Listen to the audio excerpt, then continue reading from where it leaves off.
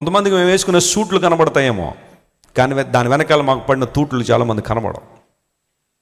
ఇబ్బందులు, ప్రతికూల పరిస్థితులు, అలాంటి సేవ జరిగించి ఈరోజున మా ముగ్గురిని కూడా దేవుని సేవలో పెట్టారు అంటే, యూజువల్గా అలాంటి కష్టాలు ఎదుర్కొనే ఏ తల్లిదండ్రులు కూడా తమ పిల్లలు అలాంటి పరిస్థితుల్లో ఉండాలని ఆశపడరేమో. But still my parents they wanted us to work for God. దేవుని కోసం పని చేయాలి, ఆయన కోసం జీవించాలి. ఆ రోజు దేవుని సేవకులు చేసిన ప్రార్థన, అయ్యా ఈ కుటుంబాన్ని ఒక సాక్షిగా నిలవబెట్టని దేవుని సన్నిధిలో వారు చేసిన ప్రార్థన వృధాగా పోలేదు. యథార్థమైన మనసులో వచ్చే ప్రార్థనకు దేవుడు జవాబిస్తాడు.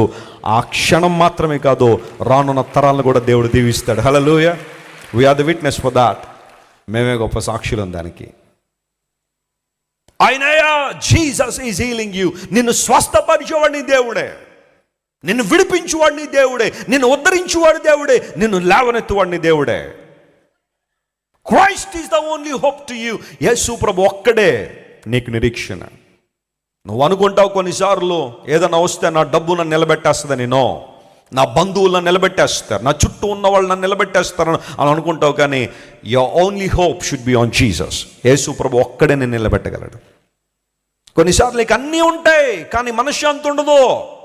ఆ మనశ్శాంతి కావాలంటే నువ్వు దేవుని దగ్గర రావాల్సిందే. ప్రయాసపడి భారం మోసుకొంచిన సమస్త జనులారా నా వద్దకు రండి, నేను మీకేమిస్తాను? విశ్రాంతినిస్తానని మాట్లాడిన దేవుడు.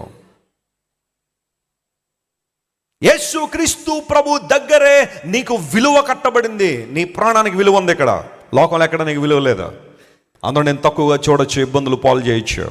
బైబిల్ సెలవిస్తూ ఉంది, మీరు విలువ పెట్టి కొనబడ్డారు గనుక మీ దేహంతో దేవుని ఏం చేయండి?